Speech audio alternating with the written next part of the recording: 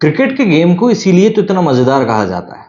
एक ऐसी टीम जो कि आईपीएल के फर्स्ट हाफ में टॉप पर बैठी हुई थी, ऐसा लग रहा था कि कोई उसको हिला भी नहीं सकता। फिर उसके बाद में कंडीशन ये आ गई कि यार कहीं ये प्लेऑफ से धीरे धीरे बाहर तो नहीं हो जाएंगे। फिर एक कंडीशन ये आ गई कि यार ये टॉप 2 से तो पक्का बाहर हो जाएंगे। लेकिन चलो, एलिमिनेटर पहला मैच जब राजस्थान ने जीता तब लगा कि चलो ये एक बार फिर से जीत के रास्ते को इन्होंने पकड़ लिया है, क्योंकि बेंगलुरु भी कम अच्छे फॉर्म में नहीं थी, लगातार 6 मैच जीतकर वो भी आई थी।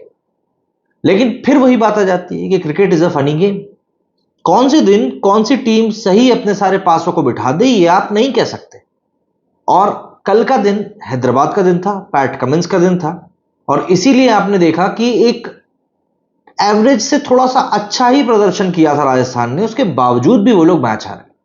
थोड़ा अपने गेम के कारण और थोड़ी किस्मत के कारण। अब आप बोलोगे यार ये किस्मत तो कुछ होती ही नहीं है, आप फालतू की बात कर रहे हो।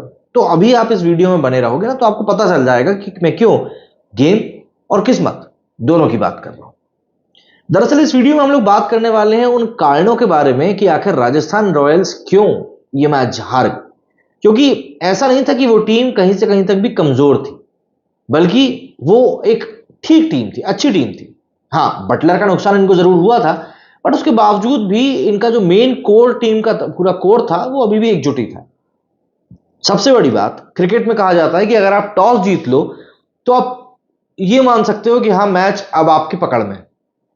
जब संजू सैमसन ने टॉस जीतकर पहले बॉलिंग करने का फैसला किया तब सबको वो फैसला ठीक लग रहा था। चेपॉक का स्टेडियम था और ड्यू की पूरी पूरी पॉसिबिलिटी रहती है। पिच को लेकर भी एक ये धारणा है कि टर्न बहुत होती है। एंड सबसे बड़ी बात, राजस्थान के पास में अश्विन और चहल जैसे दो वर्ल्ड क्लास प्रीमियम स्पिनर्स हैं। जो एक तरफ फिंगर स्पिनर है तो दूसरा वाला रिस्ट स्पिनर है, तो आपके पास दोनों तरह के स्पिनर्स हैं। तो टॉस होने तक तो सारी चीजें एकदम सटीक थी। लेकिन फिर उसके बाद क्या हुआ? दरअसल शुरुआत भी खराब नहीं हुई। ट्रेंट बोल्ट ने पावर प्ले के अंदर जिस तरीके से 3 लोगों को वापस घर भेज दिया, मतलब पवेलियन भेज दिया, तो शुरुआत भी कोई खराब नहीं कह सकते आप। लेकिन फिर उसके बाद में चीजें कैसे बेपटरी हुई ये आप कैसे समझेंगे? दरअसल इसको हम अगर फैक्टर्स के हिसाब से समझें तो सबसे पहला फैक्टर तो यही था कि हैदराबाद का जो स्पिन फैक्टर था वो इनके लिए भारी पड़ गया। दरअसल अगर आप हैदराबाद की बॉलिंग लाइनअप को देखेंगे तो उसमें आपको टी नटराजन, भुवनेश्वर कुमार, जयदेव उनादकत और पैट कमिंस खुद दिखाई देंगे। ये 4 इनके प्राइम बॉलर्स थे, चारों के चारों पेस बॉलर्स थे। तो एक बात तय थी कि हैदराबाद जो है वो हैवीली रिलाय कर रहा था उनके पेस बॉलर्स के ऊपर, और थोड़ी बहुत स्पिन की उम्मीद में उन लोगों ने सोचा था कि भाई पार्ट टाइम से अपन करा लेंगे। एडन मार्करम को टीम में रखा ही था, शहबाज टीम में थे ही, तो उनको लग रहा था इन 2 से अपन 5वें बॉलर का काम करा लेंगे। अब होता यह है कि सेकेंड इनिंग्स में ड्यू गिरती नहीं है। अब ड्यू नहीं गिरती तो ऑब्वियस सी बात है बॉल को पकड़ना, ग्रिप करना आसान हो जाता है। उस पॉइंट ऑफ टाइम पर 2 बैट्समैन जो क्रीज पर थे वो दोनों ही राइट हैंडेड थे। मिडिल ओवर्स की बात कर रहा हूं, और इनके पास जो स्पिनर्स थे वो दोनों ही लेफ्ट हैंडर्स थे। तो यहां से इन्होंने उन बैट्समैन को परेशान करना शुरू किया। संजू सैमसन ने मैच के बाद में जो इंटरव्यू दिया उसमें बताया कि हम बस उनके स्पिनर्स का ही जवाब नहीं दे पाए। दरअसल जो शहबाज और अभिषेक शर्मा ने मिलकर 8 ओवर किए, इन 8 ओवर्स में इन दोनों स्पिनर्स ने एक बेहतरीन इकोनॉमी के साथ में सिर्फ 47 रन दिए। विकेट की बात करें तो 5 विकेट निकाले, शहबाज ने 3 और अभिषेक ने 2। तो इन दोनों ने मिलकर मैच में जो चोक लगाया राजस्थान के ऊपर, राजस्थान उस चोक से उबर ही नहीं पाया। और उसके बाद जो उनके लिए एक साइकिल शुरू हुई ना, तू चल में आया वाली, वो रुक नहीं पाई। तो कहीं ना कहीं स्पिनर्स का जो पूरा का पूरा फैक्टर था वो सबसे बड़ा रहा। अब स्पिन का फैक्टर आया है तो भैया ड्यू का फैक्टर भी आ गया। दरअसल संजू सैमसन ने पहले बॉलिंग करने का फैसला लिया ही इसलिए था क्योंकि उसको सेकंड इनिंग्स में लग रहा था कि ड्यू गिरेगी तो बॉल करना आसान नहीं रहेगा। लेकिन सेकंड इनिंग्स में ड्यू गिरी नहीं। अब ड्यू नहीं गिरी तो भैया पिच भी ड्राई हो गई। पिच ड्राई हुई तो बॉल स्पिन भी ज्यादा करने लगी। पहली इनिंग में जहां बॉल को टर्न ज्यादा नहीं मिल रहा था तो वहीं सेकंड इनिंग में बॉल को टर्न भी ज्यादा मिलने लगा। तो ड्यू ने भी कहीं ना कहीं राजस्थान के लिए एक बहुत बड़े खलनायक का किरदार निभाया है। और ड्यू की अगर बात आती है तो उस कंडीशन को पढ़ने वाला कप्तान भी एक बहुत बड़ा फैक्टर रहा, और वो कप्तान था PAT Cummins. PAT Cummins 50 over का वर्ल्ड कप जीत चुका है, वर्ल्ड टेस्ट चैंपियनशिप को जीत चुका है, और जाहिर सी बात है आईपीएल के फाइनल में भी वो दस्तक दे चुका है। एंड सेकेंड इनिंग्स में जब पिच एकदम ड्राई हो गई, ड्यू गिरी नहीं, उस कंडीशन को पैट कमिंस ने पढ़ने में जरा भी देर नहीं लगाई कि भाई यही वो पॉइंट है जब मुझको मेरे स्पिनर्स को यूज करना है। अब नॉर्मली अगर हम बात करें तो किसी का भी जिक्र होगा कि ऐसे टाइम पे अगर आप हैदराबाद में देखो कि वह बॉल डलानी है तो शहबाज तो है ही, साथ में एडन माकरम है। लेकिन वहां पर अभिषेक शर्मा को इंट्रोड्यूस कर दिया। अभिषेक शर्मा ने अपने इंटरव्यू में बताया कि पैट कमिंस उनको नेट्स में लगातार बॉलिंग करा रहे थे, लगातार तैयारी चल रही थी कि नहीं यार जब मौका पड़ेगा तब बॉल कर लेंगे।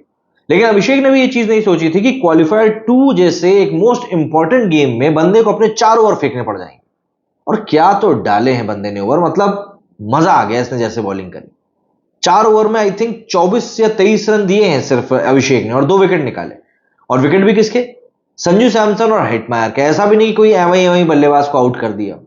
तो पैट कमिंस की जो ये गेम अवेयरनेस थी कि हाँ यार ये सिचुएशन आएगी तो मेरे पास ये मेरे कार्ड्स हैं और इस तरीके से मुझे इनको डील करना। अगर एक कप्तान के पास में सारे पत्ते भी हों और उसको डील करना ना आता हो ना तो कोई मतलब नहीं है। और पैट कमिंस तो ऐसा लगता है कि अब वो कप्तान बन चुका है जिसको कि ऊपर वाले ने सब कुछ दे दिया है। मतलब लड़कियों की भाषा में बात करें तो खूबसूरती, लड़कों की भाषा में बात करें तो गेम को लेकर अवेयरनेस, स्ट्रैटेजी को बनाना। बॉलिंग शानदार करता ही है, बैटिंग कर ही लेता है, फील्डर भी बुरा नहीं है। मतलब क्या नहीं है बंदे में क्रिकेटर की अगर हम लोग बात करें। और फिर भाई बंदे ने जिस तरीके से दिमाग चलाया है, चाहे 50 ओवर के वर्ल्ड कप के फाइनल में पिच को रीड करना हो या फिर यहां हो, आप कुछ भी समझ सकते हो। तो पैट कमिंस तो यहां पर भाई एक तरफा खिलाड़ी है। लेकिन एक सबसे बड़ा और सबसे मेजर फैक्टर जो मुझे लगता है रहा वो था एलिमिनेटर में राजस्थान के लिए जो बंदा प्लेयर ऑफ द मैच रहा था ना उसका फेल हो जाना। यहां मैं बात कर रहा हूं आर अश्विन की। आर अश्विन ने पिछले मैच में प्लेयर ऑफ द मैच जब जीता था तब उन्होंने कहा था कि हम क्वालिफायर 2 के लिए बहुत अच्छे से तैयार हैं। बंदे ने वहां पर विकेट भी लिए थे, रन भी बचाए थे। एक बॉलर के तौर पर आपको जो भी कुछ करना चाहिए अश्विन ने वो सब किया था और इतना अच्छा किया था कि बंदे को प्लेयर ऑफ द मैच दिया गया। जब आप पिछले मैच में प्लेयर ऑफ द मैच बने हो तो ऑब्वियस सी बात है आपका कप्तान आपसे काफी सारी एक्सपेक्टेशंस रखता है। वो समझता है कि नहीं इस वाले मैच में भी बंदा उतनी अच्छी परफॉर्मेंस ना सही बट क्लोज टू दैट तो करके दिखाएगा ही दिखाएगा। लेकिन आपको ये जानकर हैरानी होगी कि अश्विन ने 4 ओवर में विकेट तो कोई नहीं लिया, रन्स भी 43 पड़वा दिए। ऑलमोस्ट 11 की इकोनॉमी से अश्विन को रन पड़े। जब अश्विन को रन पड़े तो ऑब्वियस सी बात है पिच को लेकर सवाल खड़े हुए। और दूसरी तरफ से चहल ने भी रन देना शुरू कर दिए। इन दोनों ने मिलकर मतलब चहल ने 4 ओवर में 34 रन दिए, विकेट उसको भी नहीं मिला। लेकिन अश्विन का ना चलना कहीं ना कहीं एक बहुत बड़ा फैक्टर रहा।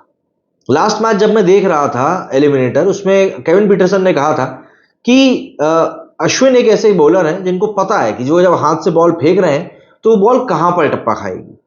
एंड ट्रस्ट मी अश्विन को पता होता है। बट इस मैच में जिस तरीके से उनकी कुटाई हुई वो कहीं ना कहीं राजस्थान के लिए एक बहुत बड़ा डेंट दे गया। और यही कुछ कारण बने कि आखिर राजस्थान जो कि इतने रेड हॉट फॉर्म में दिखाई दे रही थी वो फाइनल से एक कदम पहले, बस एक कदम पहले हार जाती है। आरसीबी को जब राजस्थान ने हराया था तब कई सारे लोगों की उम्मीदें जग गई थी कि यार आरआर तो फाइनल खेलेगी, वो डिजर्व करते हैं खेलना।